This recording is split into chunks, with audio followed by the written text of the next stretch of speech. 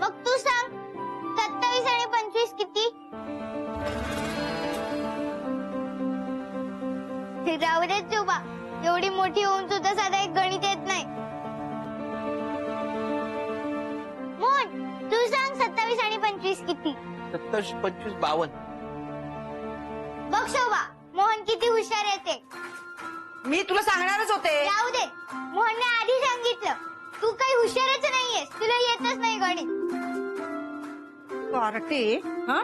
माझ्या घरात राहतेस आणि मलाच बोलतेस, हा? शोभा शोभा लहान आहे अजून ती. काही लहान वगैरे नाही, सगळं बरोबर बोलता येतं तिला. हा? मोहन 52 आणि 16 किती? माऊ, मला आता कामावर जायला उशीर होतोय. ते पैसे तू बाजूला ठेव, मी आल्यावर आपण मोजूया. मी लवकर येणार आहे आज. हा? शोभा येतो. हा हा. बाय माऊ. Bye bye. मोहन काय?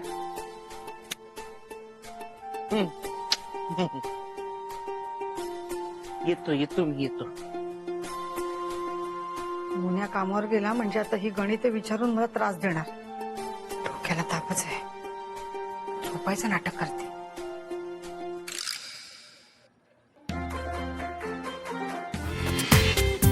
पूर्ण एपिसोड पहा झी5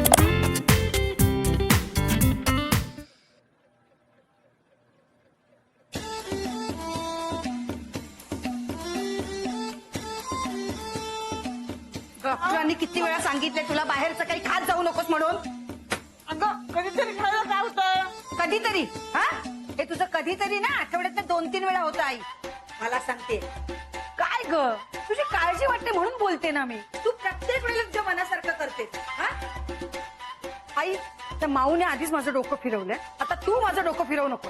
आता काय पराक्रम केला तिनं? बटका काढून ठेवलेत भिंतीवर. त्रास त्रास देते नुसती. काय करू हिचं ना काही कळतच नाही मला.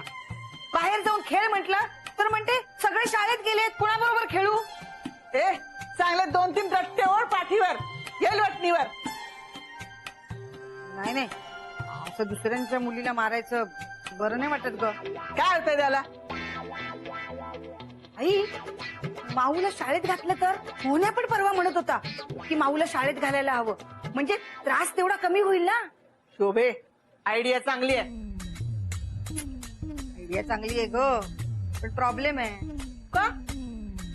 शाळेचे डॉक्युमेंट्स वगैरे जे लागतात ते कुठेच आपल्याकडे.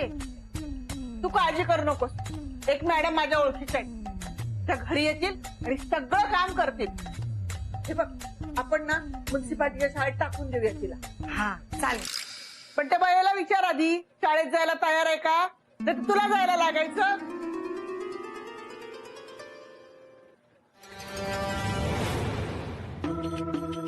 वहिनी पटकन खाऊन सांगा कसे झाले चायनीज पोहे. हा हा. अंजे, अगं तू बनवलेस म्हणजे चांगलेच असणार. अगं बाई.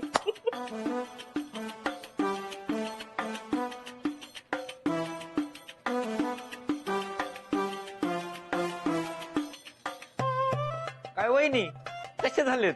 झालाय का नाही नुसताच दूर? म्हटलं ना, अंजेने केले म्हणजे छानच असणार. आवडले का तुम्हाला? घ्या, हे घ्या, अजून घ्या. नाही नको ग, मी जेवून आले ना. अगं बाई, सकाळी सकाळी. नाहीतर घेतले असते. खरंच छान झाले.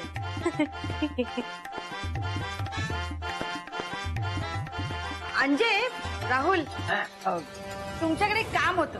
बोला ना. मी माऊला शाळेत घालायचं ठरवलंय. अरे वा. तुम्ही दोघं तिचं पालकत्व स्वीकारा.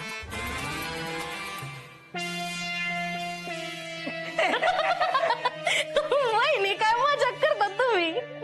अगं मी मजाक नाही करत आहे, मी खरंच सांगतेय. मला तिला शाळेत घालायचंय म्हणून विचारते. वहिनी काहीतरीच काही बोलताय. अरे राहुल, शाळेत फक्त तुम्ही तिचे आई वडील आहात एवढंच सांगायचंय. बाकीचं मी बघते ना. हा? तिथं ते शाळेत बाई इंटरव्ह्यू घेतात, त्याचं काय? पालकांचा इंटरव्ह्यू. अगं बाई, मला तर राहुलचा हू पहिला का दुसरा हे पण अजून नीट कळत नाही. आपल्याला नको ते. हा तुम्ही दुसरे कोणाला तरी बघा. हा अहो वहिनी ते पोहे संपवा ना, का डब्यात घालून देऊ? डब्यात घाल कचऱ्याच्या. हं? तीच लायकी आहे त्याची. वहिनी अन्नाचा अपमान करू नका. म्हणजे याला अन्न म्हणणं म्हणजे याचा अपमान केल्यासारखं आहे. किती घाणेरडे केलेस पोहे. वहिनी तुम्हाला काही चांगलं बघवतच नाही. माझा राहुल संपेल पोहे. शोभा हा. मराठीत बोललं तरी चालेल, इंग्रजीमध्ये बोलायची काही गरज नाही. गप्प बस, तुला काही कळते का? इंग्रजीत बोललं ना तर छाप पडते. हो का? बर. हा. नाही नाही. हे बघा, आज जर हिचं ऍडमिशन झालं तर तुम्हाला आता 8 किलो तांदूळ आणि दर महिन्याला 4 किलो तांदूळ शाळेकडून फ्री मिळतील. 4 kg राईस. हो. आणि साखर? साखर नाही मिळत, फक्त तांदूळच मिळतात.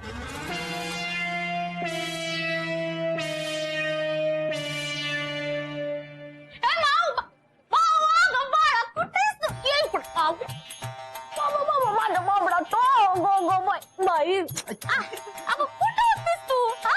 तुझे आई बाबा तुला चाळ भरून शोधतायत. आता तू इथेच होय? अरे पेढा.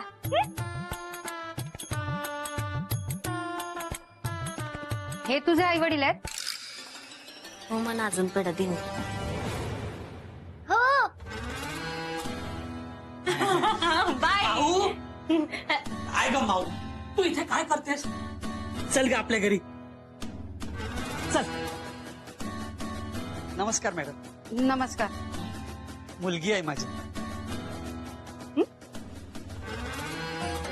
आई विना वाढलेली पोर, पण तुम्हाला माहित नाही खूप लाडात वाढवली आहे मी तिला. मी कामावर जातो ना म्हणून जास्त करून इथेच असते. ए माऊ ठीक आहे, खा बर्फी आणली आहे तुझ्यासाठी. हे तुझे बाबा का? हो. माऊ ग माऊ, त्या बाई येणार आहेत ना तुझ्या ऍडमिशन साठी. हा फ्रॉक बघ तुझा किती खराब झालाय. आपण नवीन फ्रॉक घालूया हा तुला, आणि मी तुला ना दूध पण देते, खूप साखर घालू.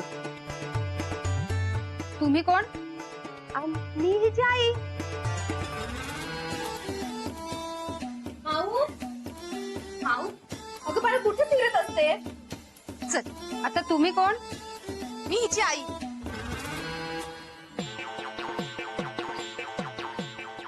तुमच्यापैकी नक्की हिचे आई वडील कोण आहेत? आम्ही आहोत तिचे आई बाबा. बघा ना माझ्यावर गेली.